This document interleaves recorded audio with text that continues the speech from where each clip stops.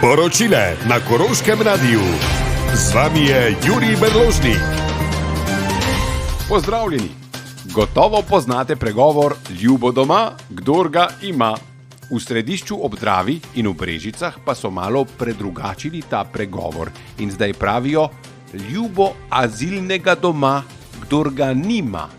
V Središču ob Dravi so do včeraj zbrali 3500 podpisov proti azilnemu domu.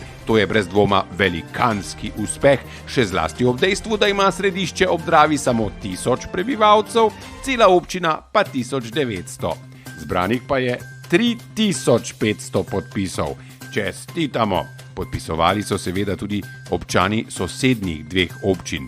Tako da očitno je, da občine med seboj lahko zelo lepo sodelujejo, samo pravi projekt jim je treba dodeliti.